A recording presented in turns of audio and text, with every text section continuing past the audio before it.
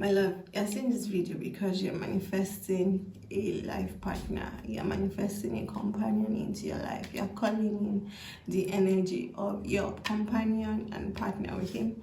You've kind of like simplified the process, to be honest, but there are still some things you're not aware of, and that's why I've been brought here to do this reading for. So if you're seeing this video, it's not by chance. Pull up your chair, sit tight, and let's go through this energy reading together, okay? All right, thank you, Sus. So what's this? Yeah, as I said, companionship. Okay, so right now you're just really in this process of getting clear on what you want in a partner. You're getting clearer on the details, like the details are kind of like coming into focus. Before it was a bit blurry, it was a bit far off. You had this general idea of, okay, this is what I want, this is what I don't want. But right now you're in this process of simplifying things, of really picking out the details. What I'm hearing is fine-tuning, of really like fine-tuning the details, figuring out like what are the specific qualities I would want, what are the specific experiences I want to have, what are the specific, what I'm just saying is that you are asking at this time, you're asking for the specifics, you're wanting to fill into the specifics, and you're realizing like this companionship is more around, okay, this is not, previously you had this whole big idea and big picture about what a companion would mean. Maybe someone would, you split bills with, someone you'd travel with, someone you'd become a parent with. But what is really happening here is right now you're really figuring out like, okay, what I actually want in a partner is someone I can share my waking moments with. Can you see that cute nice nose cap? It's someone I can share my waking moments with, someone I can go to bed with, I can share my dreams with. When we lay our heads on pillows, someone I can talk to easily, someone I want to show my morning face to, even if there's drool all over my face. Okay, you're really figuring out, okay, this is someone I want to share dinner with, I want to have breakfast with, I want to have lunch with. This is someone I don't mind. I'll be in the loo and they'll be brushing their teeth, or they're taking a shower and we are talking through things. This is someone I want to talk to about how the dog messed up, or how the plants are not growing. I want to take evening strolls with this person. You're really fine-tuning into the details. You're really fine-tuning into the moment that will make this companionship worth it. So for some of you, you're moving away from this fixation on external appearance, like the body has to be one way, person has to be this tall, person has to be this race, person has to, do this kind of things, have this occupation, profession, look this way, speak in a particular way, be articulate in a particular way. You're moving towards all of those external configurations, and now you're moving into the finer print. You're moving into the fine print of the details, like, okay, what's this really going to be about? Is this someone I see myself spending the next 50 years with?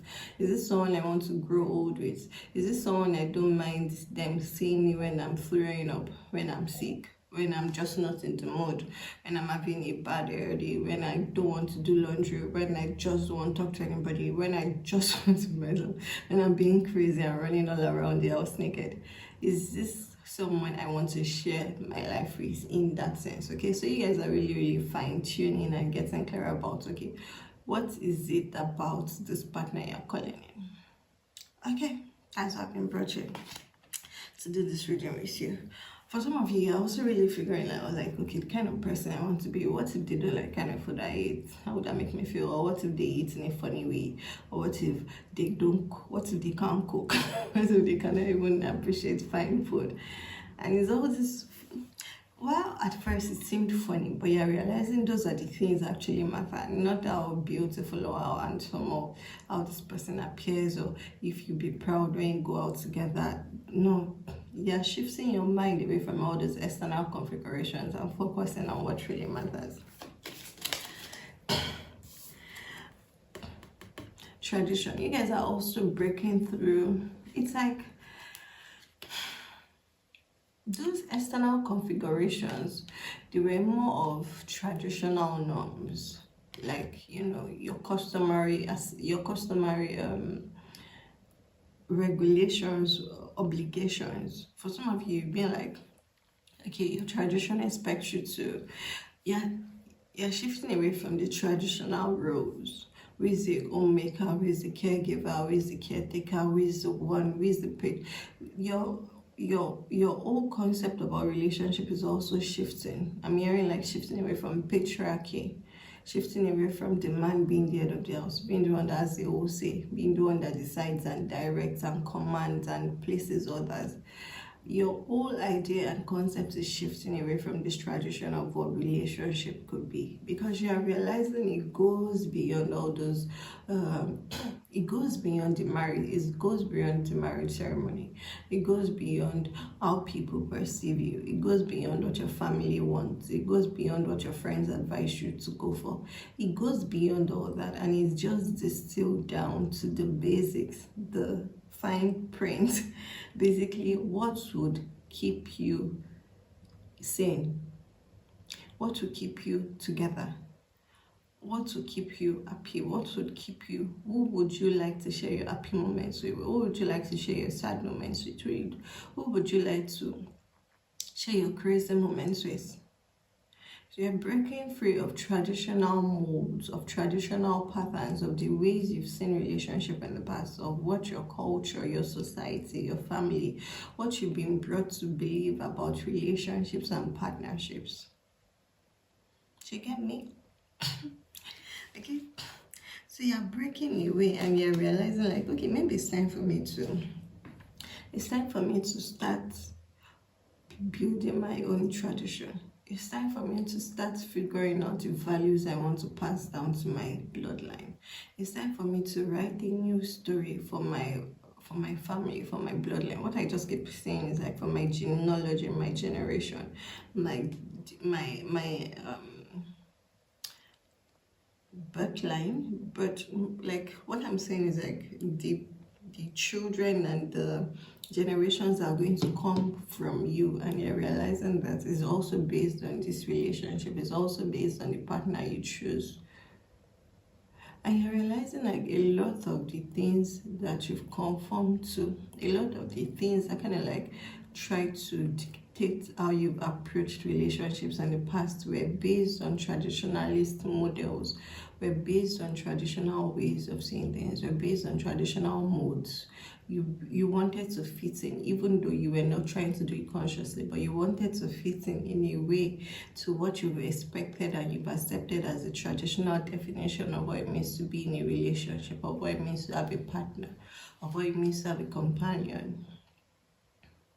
So now you're realizing like, okay, those things have actually incapacitated you and held you back more than you actually give them credit for. Like it's like these things were happening in the background and you were not even realizing how much it affected your expectations, how much it affected your manifestations, because you were trying to manifest a partner, you were trying to manifest a companion from this outdated model of thought, from this traditional mindset. And you realize that every time you kept coming up and aligning things with what's being implanted in your head by cultural and societal norms, every time you try to align with that, it's like you kept on bumping into an obstacle, kept on bumping into an hurdle, and you kept on figuring like, okay, why is this not working? Why is this not working? I'm doing it the way they are saying it should be done. So why is it not working?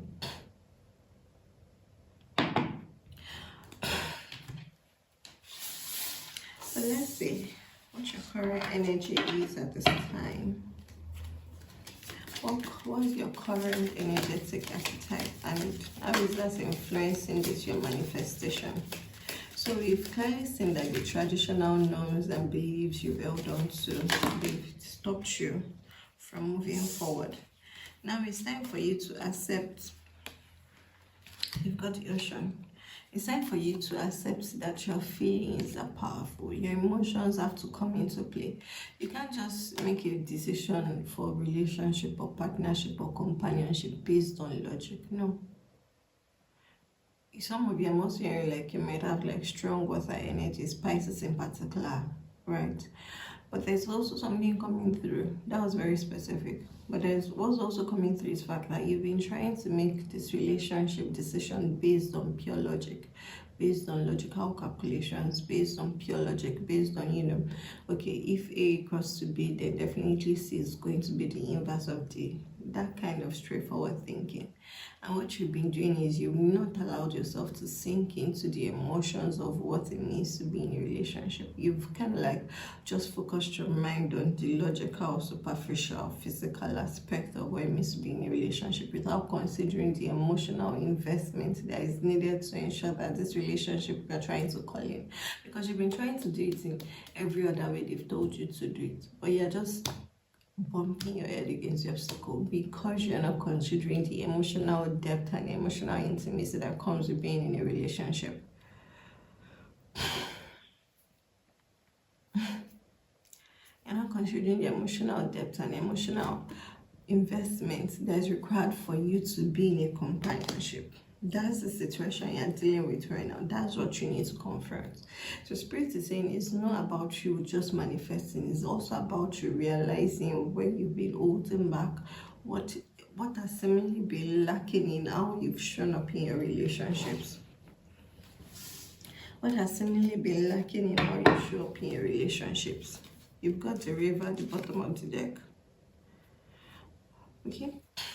Yeah, it's a strong water energy, so it might be Pisces, Cancer, Scorpio, but I'm feeling a lot of strong Piscean energy.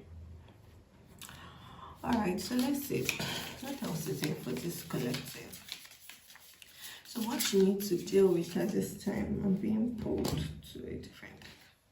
What you need to deal with at this time is coming to terms with your own emotional requirements. It's come to terms with your own emotional, kind of like, if you truly, now you've seen like the old ways of doing things, it doesn't just work for you, the accepted way, what everybody keeps telling you to do, what society, tradition, family, friends tell you that it needs to be done before you can bring it's not just working.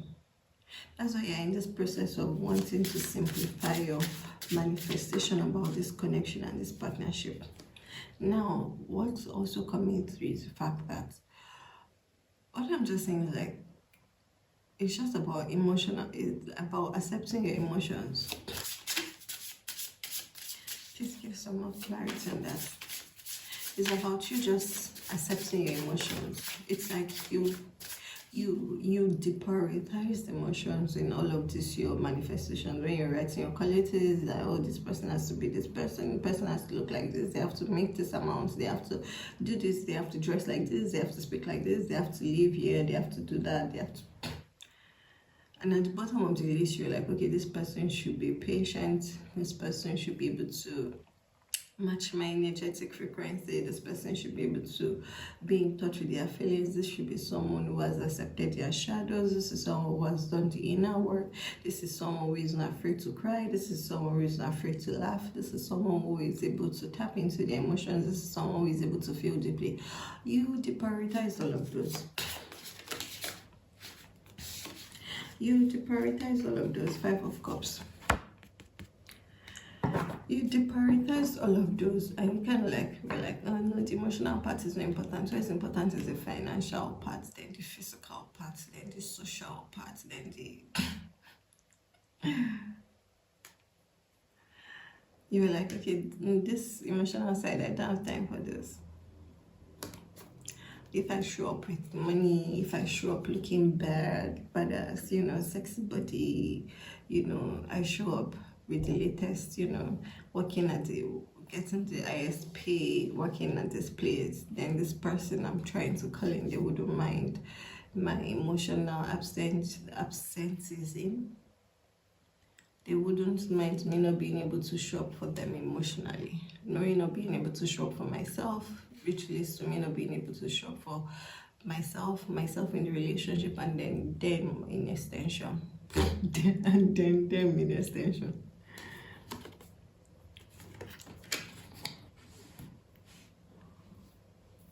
So this has really been what has been obstructing this your manifestations for this relationship. So what are you going to do, my love? Are you going to open yourself to the emotional I'm hearing like emotional whirlpool that's been like just reverberating inside you, but you've been like, every time you're trying to come in contact with your emotions, you kind of like shy away and you block the door and say, okay, no, I don't have time for this. But Spirit is saying, if you don't open that door to assess your emotions, to experience your emotions, then this relationship you're going to that you're trying to call in is just going to be a futile exercise. It's just going to be a futile exercise because you're not willing to do what needs to be done to be able to bring in this relationship into your reality. What else is here for this? Is there any gist about this person you are trying to call in? What I'm hearing is pay attention to yourself first. Because this person you're trying to call in, this is the Queen of Coins. This person will be, okay, so the thing is, you got Queen of Coins and you got the Fool. This person you're trying to call in, you've been trying to attract them with what is unattractive to them.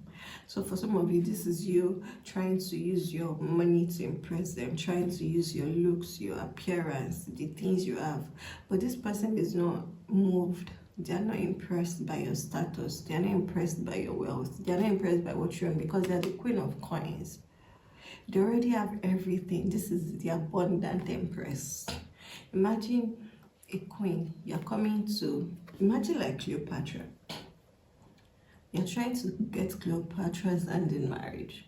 And then you're bringing 1 or 2 or 10 chests of coins, chests of gold coins, when she has like a full treasury of gold coins. Do you understand? So even if Cleopatra likes you, the fact that you are thinking like you have to win her over with what you have to offer instead of your ability to tap into your emotions, is just making this very incongruent. So this person you're dealing with is the Queen of Coins. You might also be feminine watching this, but this person, you trying to, Spirit is basically saying that you trying to attract this partner into your life by what you can offer is not the way to go about it, because whatever you think you can offer, they already have more than that in tenfold. What they need from you is for you to become the fool, for you to become innocent, for you to become curious, for you to want to try something new, for you to be willing to step up the ledge with them, for you to be willing to jump into adventures, for you to be willing to say yes to life, for you to be willing to let your freak flag fly, for you to be willing to be yourself, for you to be willing to just surrender to the process. Because this is someone who has fought a lot of. Do you know why it takes first before someone can become the Queen of Coins?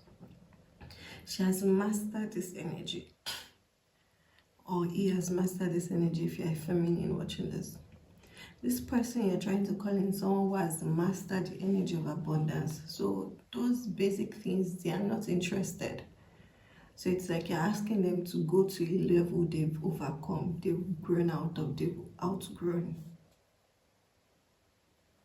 What you need to do is to show up into this relationship by trusting that, by being fearless, by trusting, by becoming innocent, by being open to limitless possibilities, by releasing your way of doing things, by breaking bad habits, by just basically, what I keep hearing is like, are you willing to jump off the cliff with me? Are you willing to jump off the edge with me? Are you willing to jump into the abyss with me? Knowing that we are holding each other, and whatever comes is for us, whatever doesn't come is not for us. So what I'm saying is, you have someone who might be heavily invested into the material. You're heavily invested into the material wealth, into physical wealth, into accumulating, into gathering, with the hopes that this is going to be appealing to the person you're trying to manifest into your life, but it's not. Okay, so that's where that work comes in, of you going into and accepting and harnessing your emotion. Because see, for you to become the fool, for you to become someone who is willing to take a leap of faith, you can't get to this point if you are, look very well, what's the fool carrying? Just that simple stick and a tiny bag which is just filled with a day's food, nothing else. If you're family watching this, your name might start with S or Sharon or R, Rose. I'm hearing Rose of Sharon, but Spirit is saying it's more about the names, not the flower itself. Are you willing to go on this journey with this person? Are you willing to embrace your new self? Are you willing to allow your higher self? Are you willing to ascend? Are you willing to ascend into your higher consciousness, to integrate your higher self-knowledge? Are you willing to go on this soul mission? Are you willing to go on this adventure? If you're not willing to do all of those, then it's no point trying to manifest this person into your life, because that's the only way it can work. For you to become the full, do you know you have to have come to this place of accepting your emotions, because your emotions are then going to become your guides. Your emotions are going to become your intuition. Your emotions will tell you like, oh, this is for us, this is not for us. If it feels good, if it doesn't feel good. But you can't know if it feels good or if it doesn't feel good if you've not allowed yourself to experience the breadth of your emotions.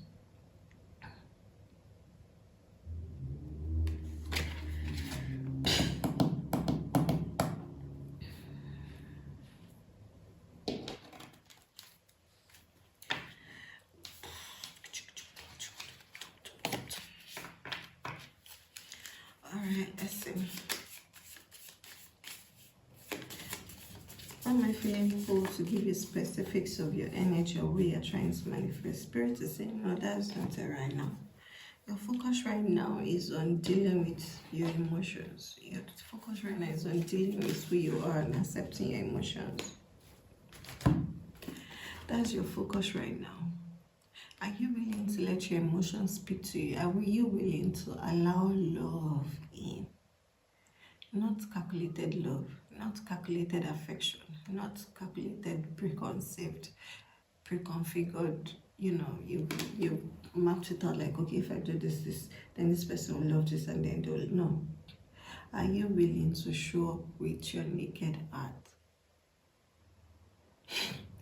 You guys, you're going to be saying 389 to confirm this reading, as well as 938. Your eyes might also be troubled. You might have been crying recently, or you are feeling moved to tears. That's also something. Maybe you're holding your tears back.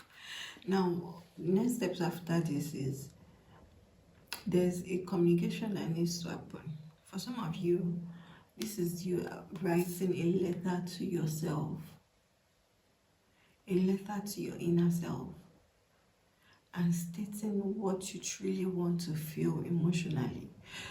There's also something about you just loving yourself, because if you not loved yourself, then you can't love someone else. It just can't work.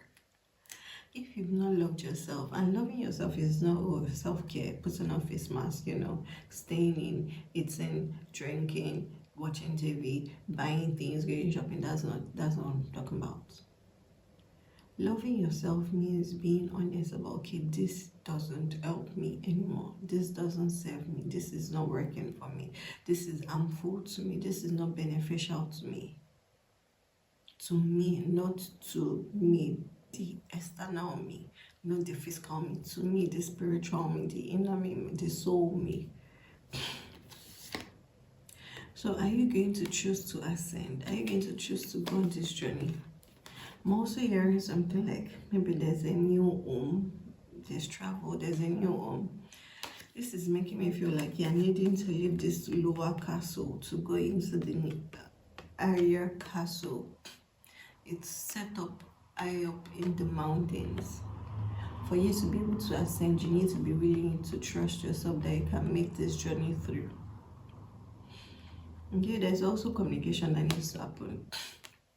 So whoever you are watching this, if you already know this person you're trying to manifest into your life, this partner you're trying to call in, and some of you may be sending them flowers, writing letters, but all of that work can be done if you've not yet done the inner work first of telling yourself, okay, I love me, and because I love myself, I'm going to make these decisions. I'm going to become the fool for love.